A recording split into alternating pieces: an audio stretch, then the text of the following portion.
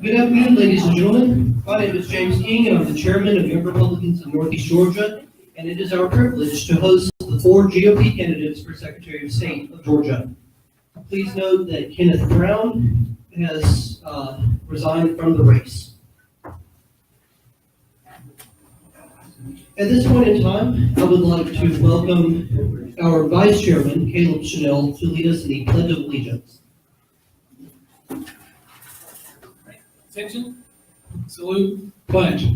I pledge allegiance to the flag of the United States of America and to the republic for which it stands, one nation, under God, indivisible, with liberty and justice for all. I'd like to ask now our chaplain, Bennett Clough, to lead us in an invocation. Will you bow your heads with me?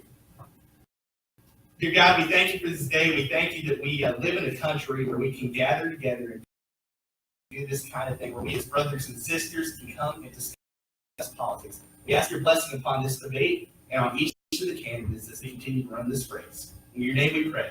Amen. Amen.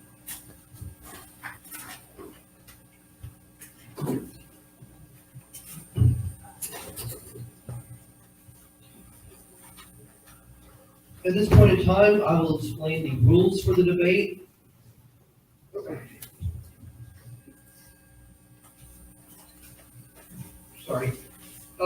Each political candidate participating in a political forum hosted by Young Republicans of Northeast Georgia will be given a period of 30 seconds to answer a period of 60 seconds to answer each question asked of them by the moderator during the forum.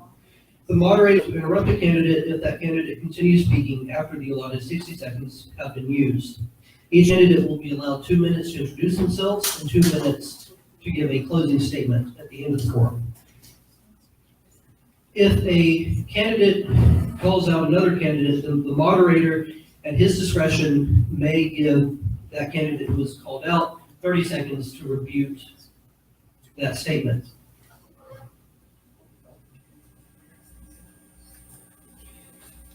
So at this point in time, I'd like to welcome our moderator, Mr. Robert Lee. Robert Lee is the immediate past chairman of Georgia Young Republicans. So at this time, please welcome Robert Lee.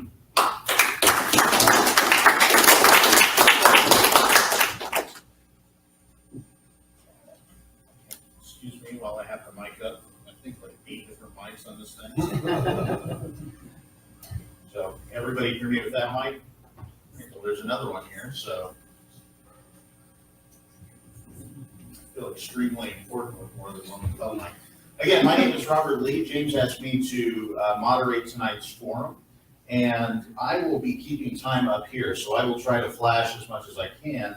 But I've got the ringtone set. If the timer goes off, the Imperial Death March, because I'm an nerd and I like Star Wars. So if you hear the Imperial Death March, go ahead and finish up your thought, and we will move on to the next respondent. I will try to keep everything moving as quickly and efficiently as possible while still giving everybody an ample amount of time to answer the questions. With that said, I'm just going to begin with the immediate closest to me to begin your opening statements. 2 minutes, Mr. David Bellhowe. Well, good evening. It's glad to be here today. I grew up not too far from here in Gainesville, Georgia. Been in Georgia all my life, a 6th generation Georgian.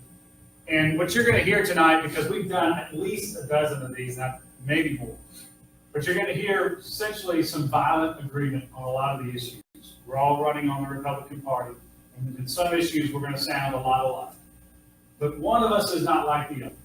You've got 3 legislators, and you've got 1 mayor. And there's nothing wrong with being a legislator. But here's what mayors know. Mayors know that there's 2 sides of a job.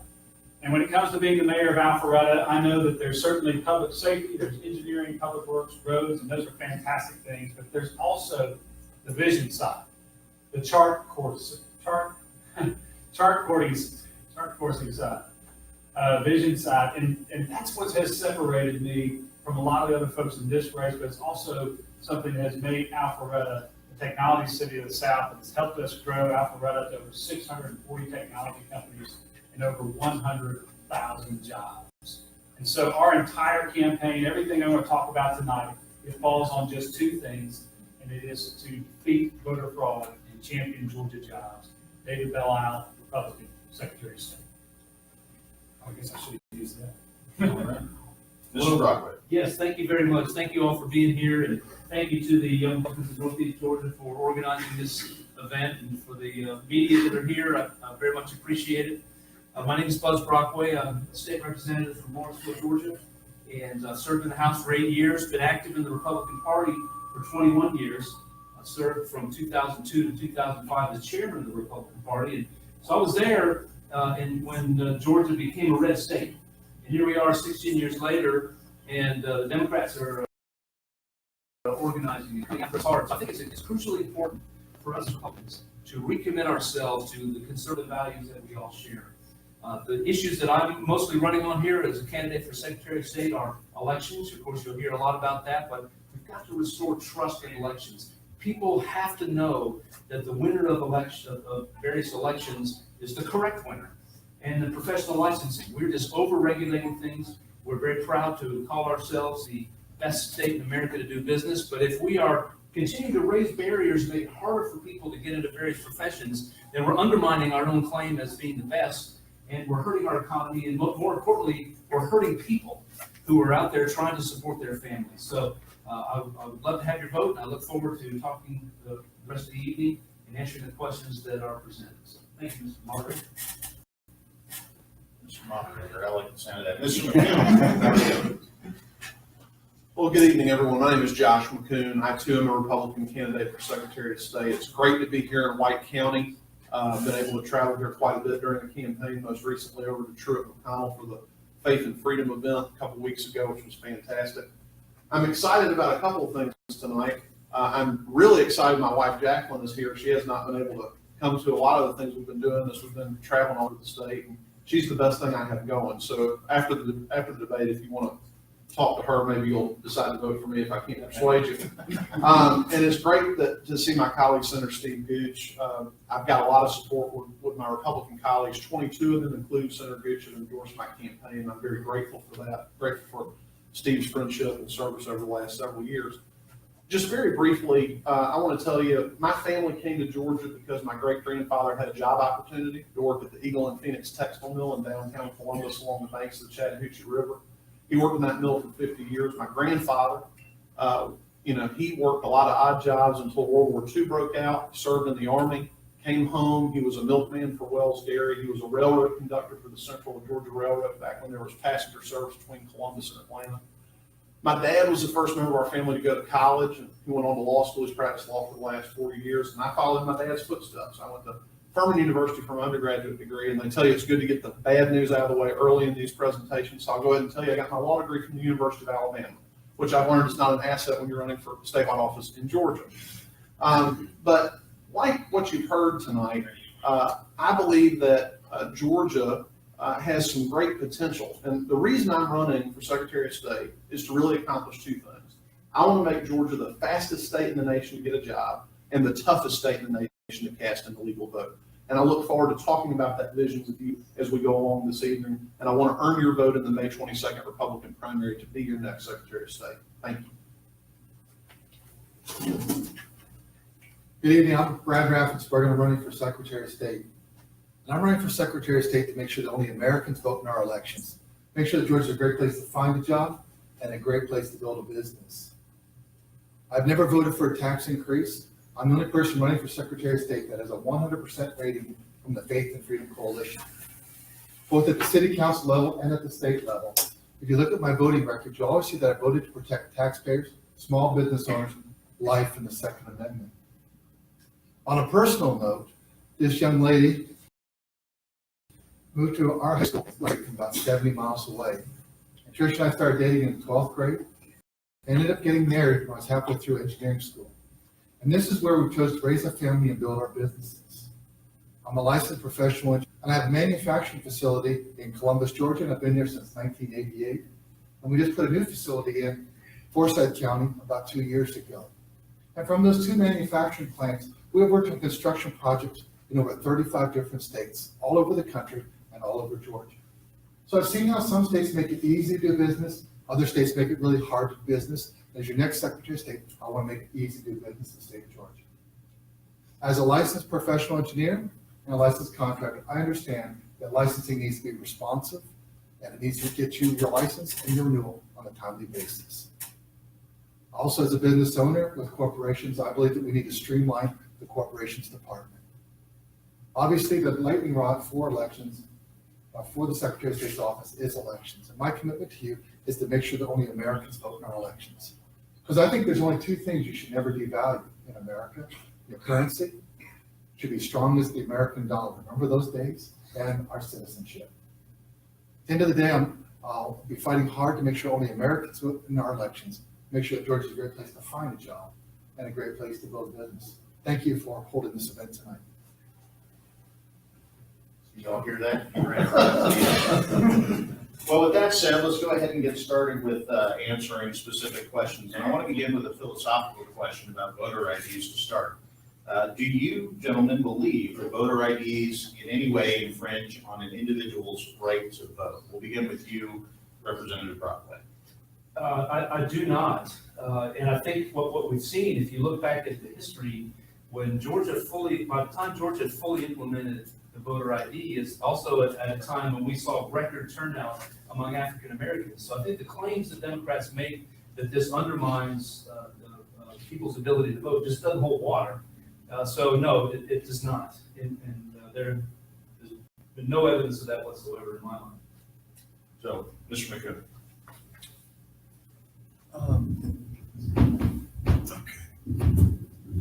I believe that voter ID in no way impedes anyone from voting.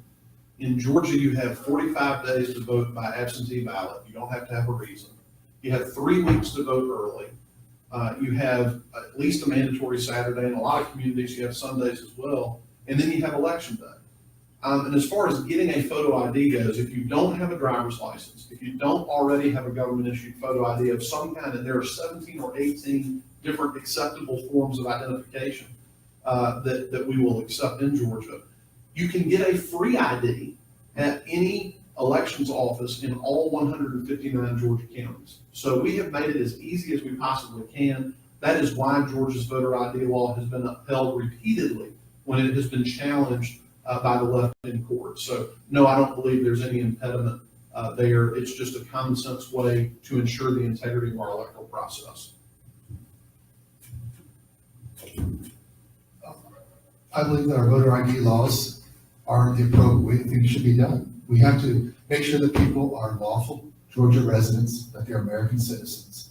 And by asking those questions and having a voter ID card, that's entirely appropriate. And I think Georgia has been upheld in any challenge that we have had. So we're complying fully with the law. And I think what we do here works. Thanks.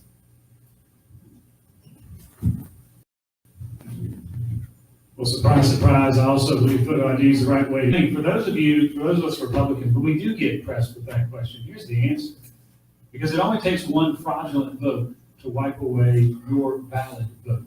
And so that's why photo ID is important. Not only do I think it's the right thing to do, we need to expand it.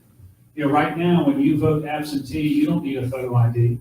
You don't need a witness. You don't need a notary. All you need is somebody's stamp and somebody's address, and that has to stop. That is the #1 door for voter fraud, and it has to be closed. So not only should we stand strongly in making sure that photo ID stands for early voting and election day voting, we need to expand it to the absentee ballot to protect each and every valid U.S. citizen vote. Well, along those lines, let's get into some specifics. Senator McCoon, what specific reforms to voter ID laws would you like to see passed by the legislature and implemented by the Secretary of State's office?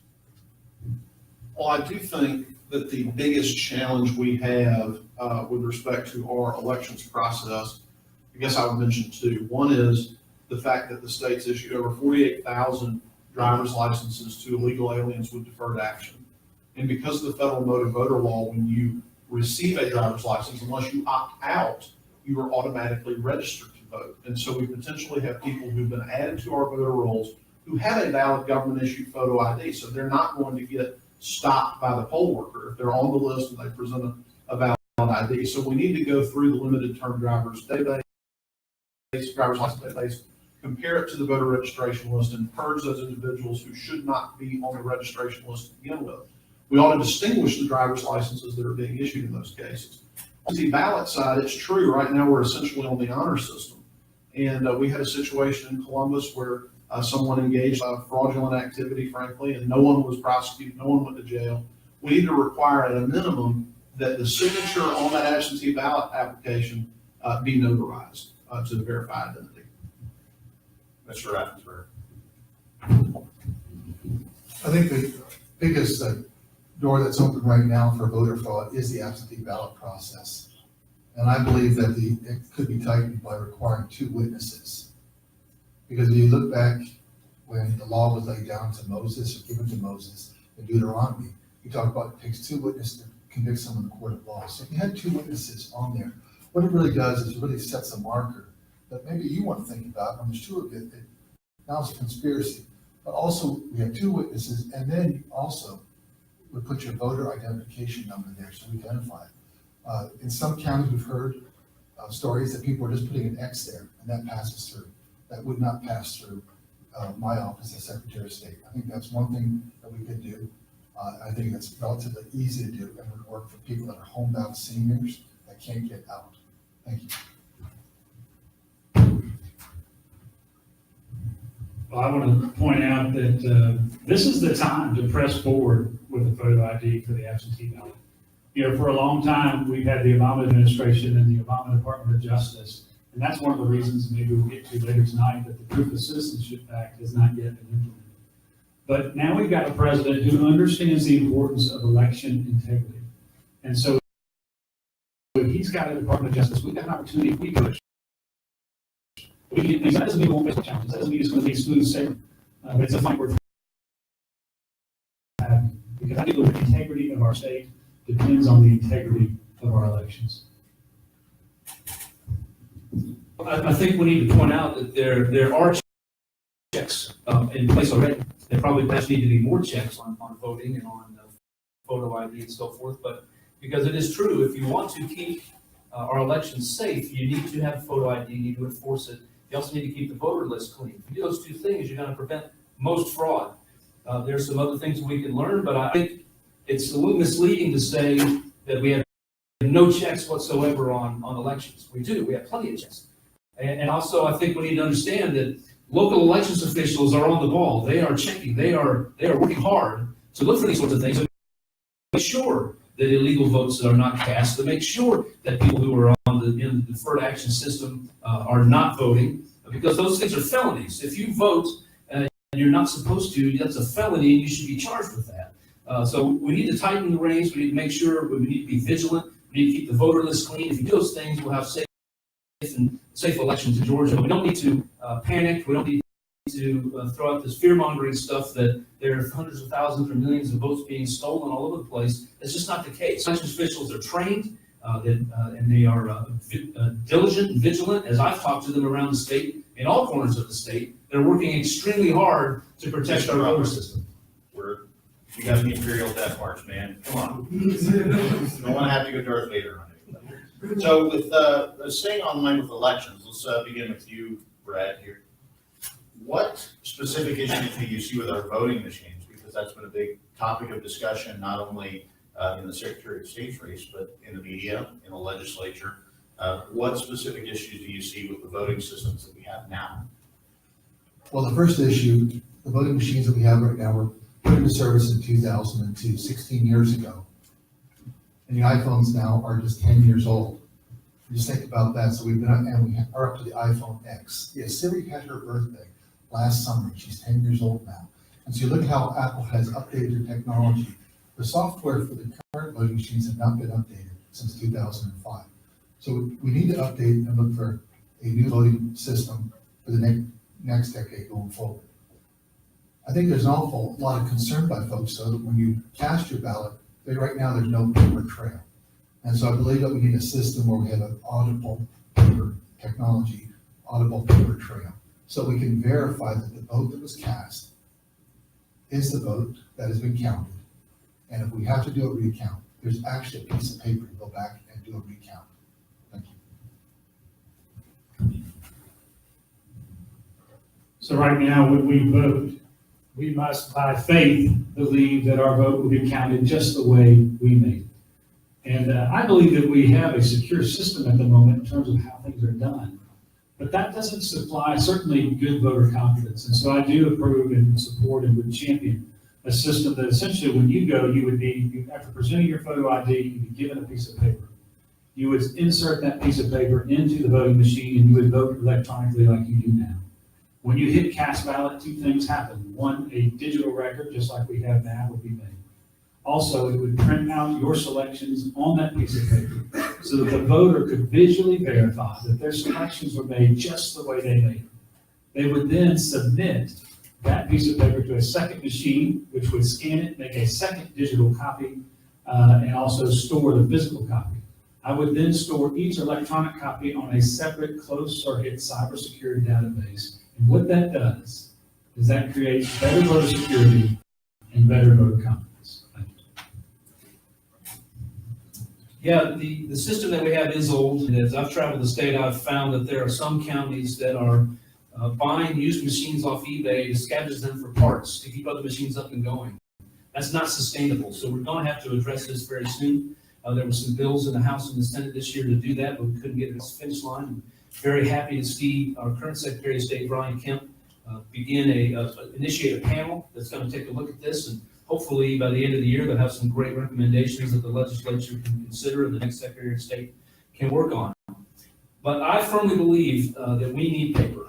70% of the country votes by paper ballots. If we do that, and then we also have post-election audits, we're used to modeling to ensure confidence in the results, then we can restore trust in the elections and give the American people what they deserve. Thank you. So each of you kind of hinted at it in answering that question, but what is one thing? Oh, I'm sorry. If you don't mind me. I don't generally. Jumping in real quick. I was so hung up on the fact that they answered the question earlier. I think there are two pretty key guideposts that we have to follow in implementing whatever new technology we're going to apply. Number one, we've got to make sure we have an open and competitively bid process. We're talking about tens of millions of your taxpayer dollars at stake. We need to make sure we have open competition to get the best value for the people of Georgia.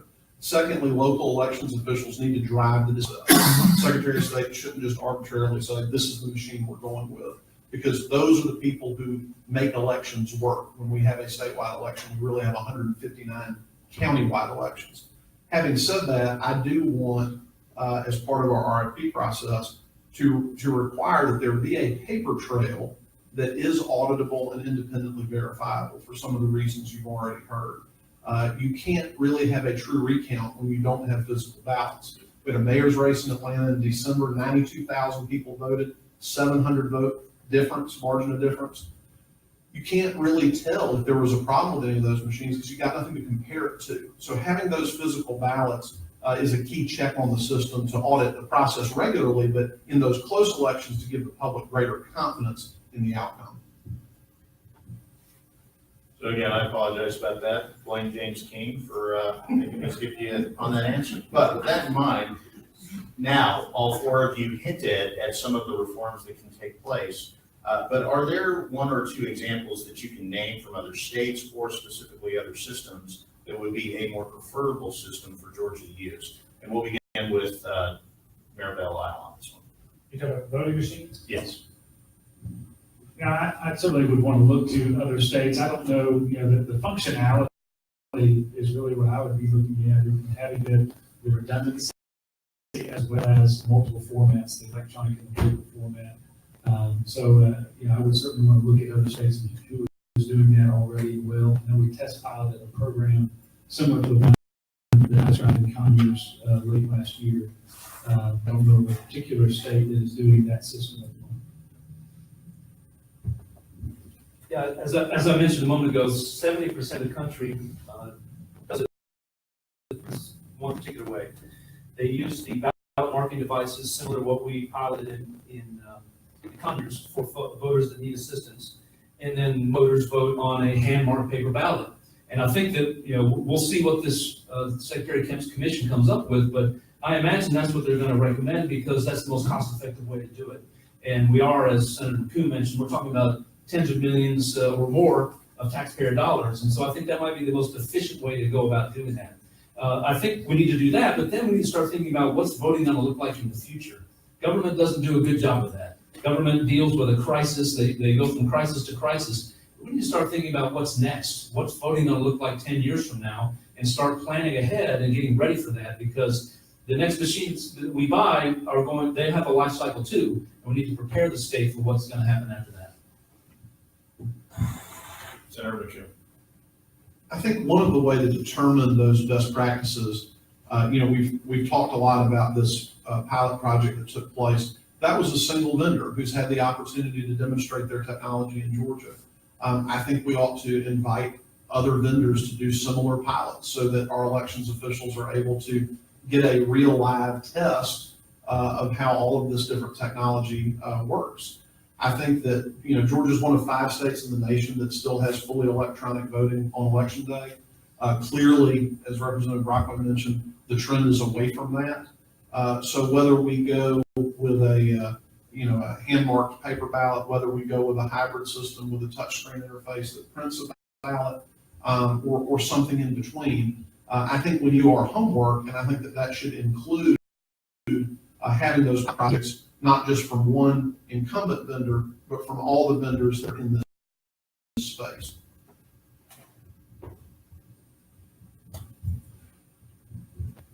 That was used in Conyers, right down at the Capitol, try that out. So I did that with some once. It was very interesting and it seemed to work well. But I don't want to have a predetermined outcome. I think we need to make sure that we look at all the different systems that are available, and also we do have to marry that against what the cost is for each of those systems. I think at the end of the day, we want something that is safe and secure. So I don't want to say that today we want to use that one system. I don't know if we're going to have time to pilot other systems, unfortunately, if we try and get this in for a presidential primary. That's kind of the issue we would have. So what could we do next year for municipal elections, because they'll be voting in the odd number year? And that would be great if we could get those data points and see what that is. But I am an engineer. I'm the only engineer in this race. And one of the things that I'm going to take a look at is really the flow and which one actually is the most efficient system for moving voters through the system. I think that's very important, because if we can actually get a new system and make our lines shorter and make it more efficient during voting days, that is going to be tremendous. Also, Thank you, Mr. Raffensperger. thank you, sir. So moving away from elections and into the other big environment which the Secretary of State's office operates, let's talk about business a little bit. So beginning with you, Buzz, what specifically could you do to cut the red tape that comes out of the Secretary of State's office and make it easier for businesses to operate? Yeah, great question. I think there's 2 principal things. First of all, it just really bothers me as I travel the state and talk to attorneys who are helping people start businesses, that if you want to get your business started in any sort of timely fashion, you have to pay an expedite fee. That just offends me, that the citizens have to pay an expedite fee to get the government to do what it's supposed to do. So we need to look at that. My degree and my training, and I worked a long time in manufacturing, was in management science, where we look at efficiency in systems. So you find the bottlenecks and you eliminate them. That's what we need to do in the business corporations process. The other big one is professional licensing. We see this trend where we're continuing to license more and more professions. We're continuing to raise regulations on professions that have business licenses, and we can't really claim to be the best state in America to do business if on in our economy here we are keeping people out of jobs that they're qualified for, as they're just trying to get a job and support their family. We've got to work on that too and eliminate those. Work with the legislature and eliminate a number of licenses and make it easier for people to get existing licenses.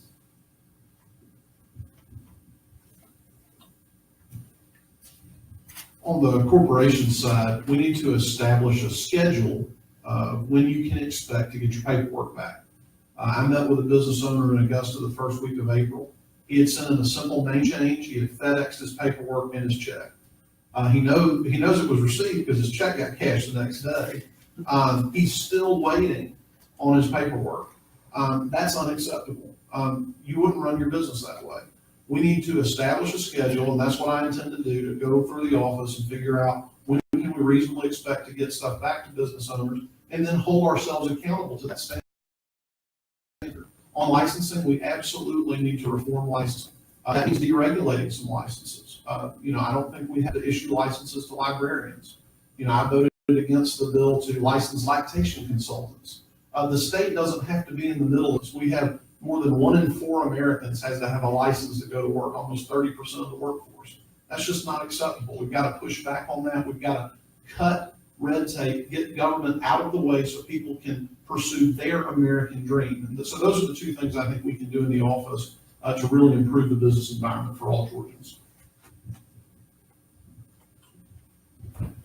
Many of us in the General Assembly would love to see the licensing streamlined. So I was one of the co-sponsors for House Resolution 1374, which is going to meet over the next few months and look at what exactly does need to be licensed.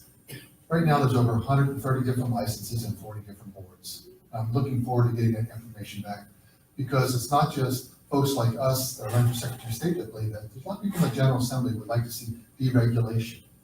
But also, as a license holder, one thing that's very valuable is when you can actually have reciprocity with other states. So when people move to this state, that we actually recognize their license that they have from other states. So reciprocity is also very important. Also do something for veterans. That would be tremendous. So business licensing is a huge area. From the standpoint of corporations, I introduced and we passed the bill to allow corporations to be renewed for up to 3 years, 1, 2, or 3 years. And that's not been implemented yet due to software complexities, I was told. Well, as Secretary of State, I'll make sure that happens. I also introduced the bill to waive the corporation fees for veterans for 3 years. Thank you. Along those same, I did it again. I'm going to go with I'm this. so.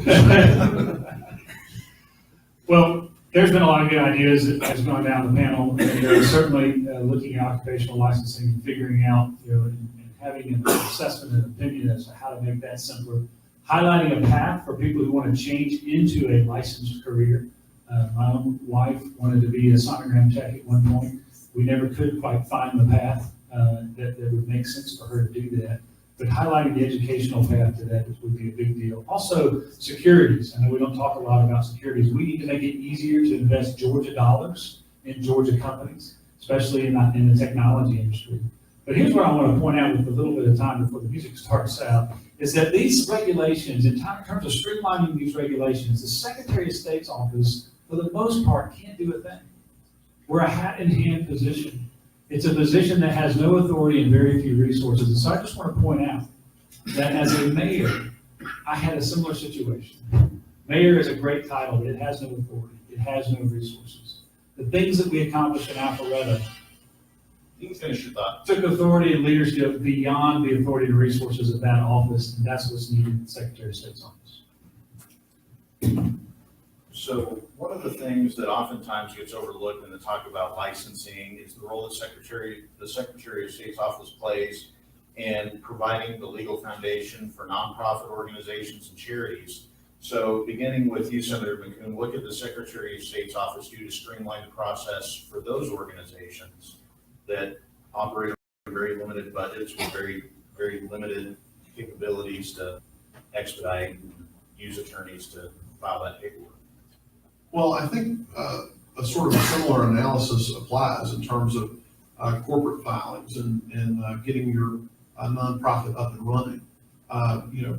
You've heard discussion on the panel today about rolling back some of the expedite fees. I think certainly a good place to start would be with organizations that have a charitable purpose. But I think beyond that, simply letting people know, making it easier to navigate the process, having a schedule that we hold ourselves accountable toward, where there's not just this open-ended situation where your paperwork can go into a black hole and you're waiting a very long time for it to be processed. So I think those are the things we need to do: improve the workflow, and then maybe look at ways that we can reduce the financial burden when they're just getting started out, if they are trying to organize for a charitable or nonprofit purpose. But just as I wanted to waive the fees for a honorably discharged Georgia domiciled veteran and waive the fee for new corporation for 3 years, I think we look at reducing the fees for charitable organizations. Because really, if you go back 50 years, 100 years, it was the charities that were doing all the great work that we had made. Look at all the hospitals. It's always Saint so-and-so, hospital. And so it really goes back to the people with both Christian and Jewish faith that we're doing this great work. So whenever we can encourage charities, I think that's good for society. Also, as the Secretary of State, it's a great platform for really giving a shout out to great charities. So when you see charities like Lutheran World Relief and Catholic charities, they're very efficient charities. Over 85% of their money that it comes in goes out to the mission field. And I think we ought to give them a salute. So I'm going to look at having a Secretary of State, similar to the Student Ambassador program we have right now, to give a shout out to those great charities that are very efficient. Thank you. As conservatives, we often tout the proper role of government and what it should and shouldn't do. And we say that the government shouldn't do this particular entitlement, and it shouldn't do that particular entitlement, and we're right. But there's another side to it, and the other side is that means persons, people, families, businesses, we need to do more. And the way you do more privately is through charities. That's why conservatives give more than other parties that will not be named. But the problem is we've got to be able to paint that picture. And so I love what Charity Navigator does, when it points out which charities give at a certain level, what goes to administration, what goes through. But being able to highlight and vet systems, my church, North Point Community Church, does this each and every year with the Be Rich series. And essentially what they do is they put people into service in those charities, and they highlight those charities so that donations, most recently across the churches, $5 million went into those charities. If we're going to live as conservatives, we got to be both sides, not just no entitlements. It's also put our hands in our dollars to work. No, I haven't skipped Rockaway yet. It's my microphone. I think the approach that I would take with the charitable organizations and with every other vision is, what do they need? The Secretary of State's office should be a customer-driven organization. So what do the customers of this office need from the Secretary of State? I don't really think that we do in government. We don't find out what's needed. What does the office need to provide to the people in the charitable organizations or in the other organizations that we deal with around the state? Find out what they need and do that. And that's, I think, the best way that the Secretary of State's office can help. I'll get back to the balance of my time, Mr. Weber. Oh, thank you. I appreciate that. See, you just kind of mildly cut their answers short, we move on quicker. So along the same lines of business, the biggest thing possibly coming to Georgia is Amazon. So would you personally prefer Amazon to relocate here or find another location to relocate? And what specifically can the Secretary of State's office do to either help or prevent that location from taking place? So we'll begin with you on this question, Brett. I have a philosophy about business coming to Georgia. Welcome y'all. I like every business to come because I was down at the Capitol just a few days ago and they were doing the Walking Dead scene there. I was just coming to get 3 resolutions for some high achieving students in my district, and it was all set up for this TV show. And we wouldn't have had that 10 years, 20 years ago, right? And so now Atlanta and Georgia leads in that. So I would love to see Amazon come. I'd love to see them come to other than, some area with a lot of traffic congestion. So, but they're probably going to be looking for transit and things like that. But if they come to Georgia, welcome. Hopefully they'll pay their taxes and produce lots of jobs because it's good for Georgia. So, welcome.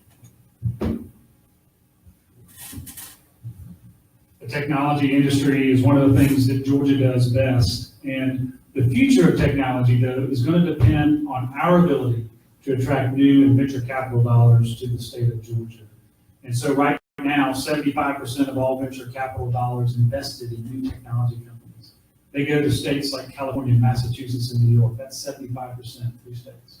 Georgia gets 2% of what California gets.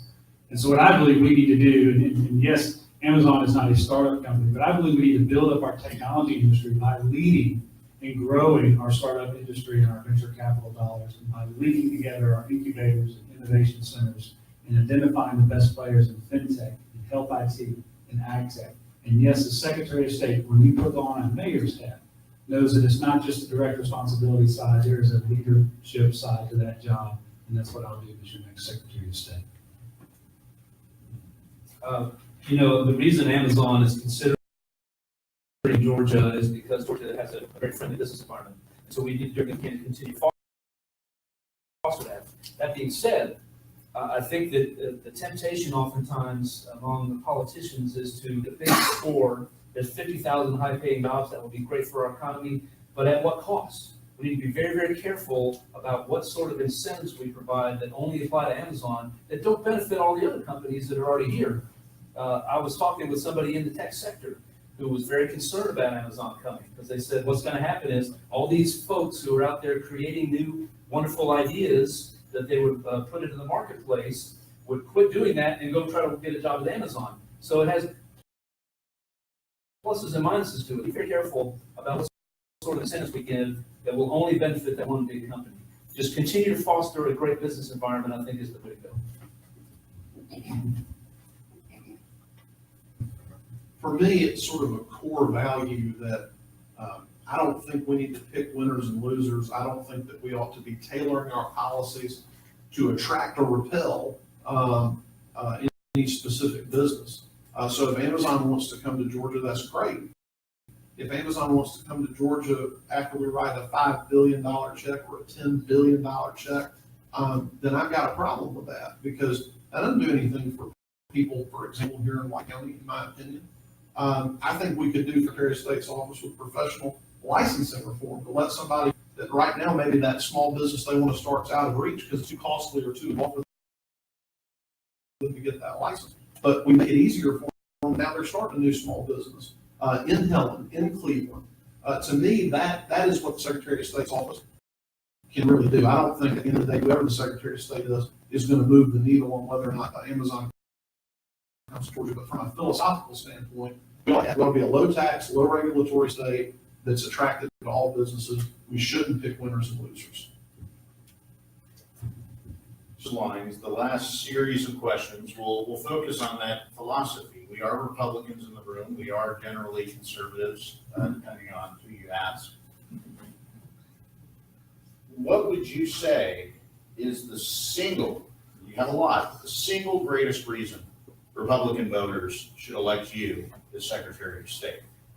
And we'll begin with Mayor Bill on that. Well, I'll piggyback on the last question. Can a Secretary of State have an impact as to businesses coming to Georgia or as to a large technology company, in this case Amazon, coming to Georgia? And yes, absolutely. As mayor of Alpharetta, when we started engaging with our leaders, the CEOs, the CTOs, the CFOs of the technology companies that we had in the city of Alpharetta, and with their help began branding Alpharetta as a technology city this time. Well, we were able to land a technical college to make sure our employers had the proper trained employees. Well, we launched a technology incubator that now serves over 50 startup technology companies in the city of Alpharetta. And companies started to come that never considered Alpharetta. There was one company that started in Brazil. It went to Silicon Valley, got Series A funding, the top level funding for a technology startup company that they'd heard of Alpharetta. And they knew that we had equal talent. And now they're a part of our technology incubator. Funds that would have lasted 9 months in California will last 18 months in Alpharetta, Georgia. And I think if we apply that to the key industries of Georgia, agriculture, technology, and logistics, the Secretary of State can have a huge impact as to the businesses that come to the state.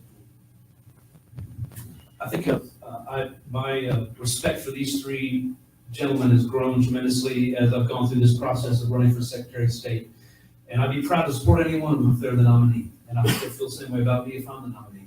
But I think what separates me from these gentlemen and why you should vote for me for Secretary of State is because I care about this job as Secretary of State. I'm not going to sit on my hands for 4 or 8 years waiting for some other office to open up. I want to do this job. I'm nerdy and geeky enough to care about how long are lines on election day? How fast are we getting professional licenses into the hands of the people who need it? What can we do to streamline the corporate process and all these other things that we've talked about? That's what my sole focus will be as Secretary of State. It's not setting myself up to immediately start running for some other office. I I want to do this job with respect to my friends here, these gentlemen. That's, I think, what separates me from the other competitors and why you should vote for me for Secretary of State.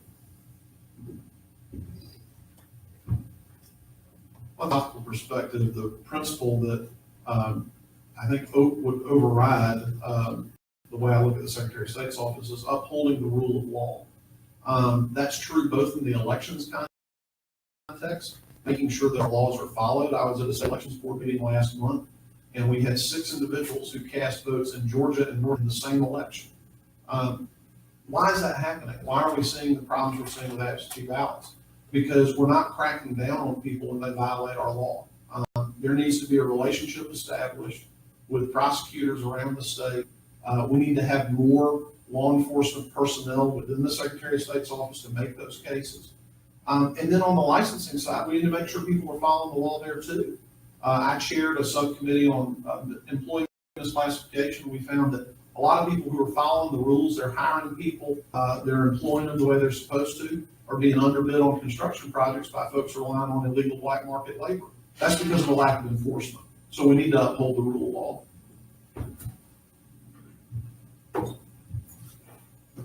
I'd say the number one reason that I'm the best candidate for Secretary of State is I run an organization right now with over 150 people. And I also have 2 manufacturing facilities, and I've worked in different parts of the country and also different parts of the world. Also, in my company, we have people with all different backgrounds. We have engineers, drafters, construction workers, administrators, a complex organization like the Secretary of State.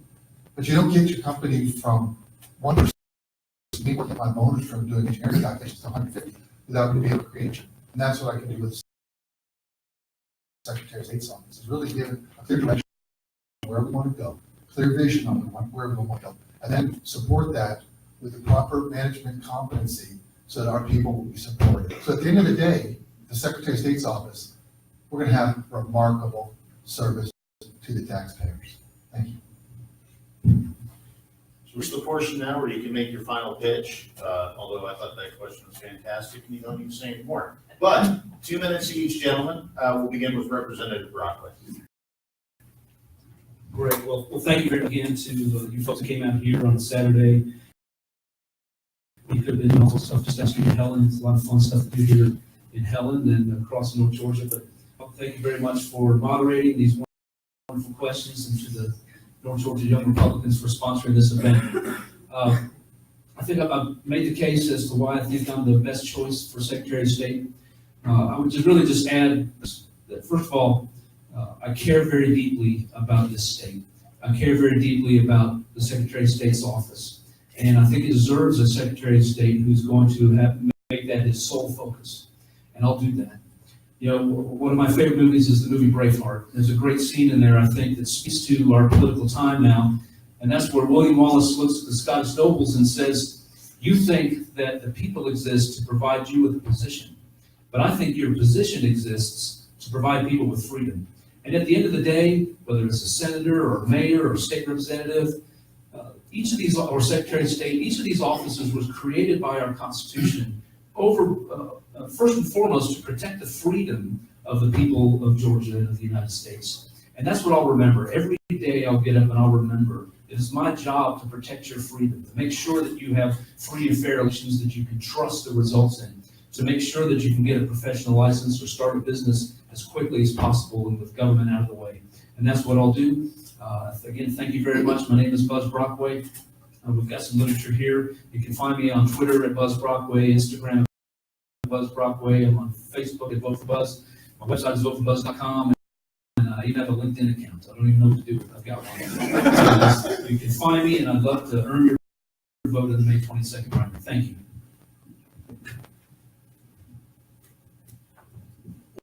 Well, thank you for having this forum this evening. It's been a great opportunity to discuss the issues. There are 3 questions you need to answer in deciding who the Republican nominee for Secretary of State should be. Can they do the job? I'm the only one up here who has practiced election law. That's an important part of this job. I'm going to be able to walk in January and do the job. That's important. The second question is, this is the contest to decide the Republican nominee. So there's going to be a Democrat nominee in November. His name's John Barrow. You're going to have somebody who can make our case. You're going to need to put your A player on the debate stage with John Barrow, somebody that can remind the public relentlessly of his vote for Nancy Pelosi for Speaker of the House, his 85% voting record with Barack Obama during his service in Congress. That is going to be necessary to win in November. It's going to be necessary to have a true organization. You know, I mentioned earlier, I've had the support of 22 of my Senate colleagues, including my friend Senator Gooch, our insurance commissioner, Ralph Legends, our former president, Pro Tem Eric Johnson, our public service commissioner, Tim Eccles. What do they all understand? That this is going to be a dogfight in November. You need to put the right person up against John Barrow. The third question is, can you count on me to do what I tell you I'm going to do? Ask anybody that served me for the last 8 years if I had a choice between doing what was politically expedient, what I promised, what I did, and they'll tell you, you can count on me to do what I say I'm going to do. I need your vote during early voting on May 22nd, the Republican primary. I need your personal endorsement. A lot of people don't know who's running in this race. I had a guy introduce me at an event. He said, this we're going to elect him Secretary of State. He's going to go around the world and negotiate trade deals for Georgia. You know, when you don't understand the position, and a lot of people don't, you definitely don't know who's running. So y'all are getting those questions right now. Who are you voting for in these down ballot races? I need you to say, I heard Josh McCoon in Helen, Georgia. He's the guy. Get behind him, support him. Thank you for this opportunity. I appreciate your vote and consideration, Josh McCoon, for Secretary of State.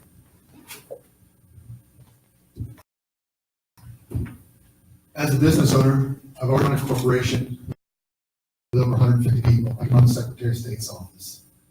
As an engineer, I'll find technical solutions that work, that will streamline business regulation. But more importantly, I think I've never voted for a tax increase. Never. It doesn't start now. At the end of the day, you want to know that you have someone that's tried and true, that will stand firm. But I've been hearing that we're going to have this person that's going to be running against us come fall. A fellow by the name of John Barrow. But last I checked, he puts his pants on one leg at a time, just like the rest of us. We sent in a legislator against him, and Barrow did win that race. And when they sent in a couple of lawyers, lawyers lost those races. They sent in a contractor, and the contractor won. And just remember, I'm a contractor. So I'll be firmly planted, and I will go ahead and we will beat John Barrow. And we're going to beat John Barrow because of 3 reasons. One is my commitment is I'm going to make sure that only Americans vote in our elections. Georgia's a great place to find a job and a great place to build a business. And that resonates with voters. Thank you.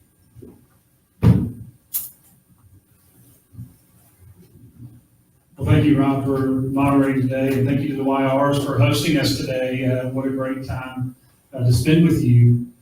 And so, when you look around at the state of Georgia, there's 2 things the Secretary of State can have a lot of impact on. And right now, we talked about defeating voter fraud. Not only is it important because we want to make sure that we have secure elections, and to make sure that we understand that the integrity of our state depends on the integrity of our elections. But right now, in President Trump, we've got a president that will work with us, and we need to take advantage of that. So, as I look around the state of Georgia, 85 of the 159 counties in the state of Georgia are projected to lose both jobs and population by 2030. When I drive through some of these downtowns, sometimes it's not glass in the windows, sometimes it's plywood. And I think there's an opportunity to do something about that. Just to help and grow our industries, our key industries of technology, agriculture, and logistics. And so you've got 4 choices here. We're all 4 really good guys. But you've got 3 legislators and a mayor. And I'm the only one that will be ready on day 1 to run a multidisciplinary organization because I have. I'm the only one who will be ready to accomplish goals and objectives beyond the authority and the resources of my office because I have. And I'm the only one who will be ready day 1 to lead and grow an industry because I have, growing Alpharetta to over 640 technology companies and over 100,000 jobs. I'm not running to be the Secretary of State's attorney. I'm not running to be the best administrator the office has ever had. I'm running to make a better Georgia through the Secretary of State's office to defeat voter fraud and champion Georgia jobs. David Bellisle, Republican Secretary of State. So thank you, gentlemen. Join me in giving them a round of applause for So while we have plenty of important people in the room, two important people I'd like to introduce. Of course, Colt Chambers, the new state chairman for the Georgia Young. And of course, James King, the chairman of the Northeast Georgia Young Republicans, and the state newcomer of the year for the organization.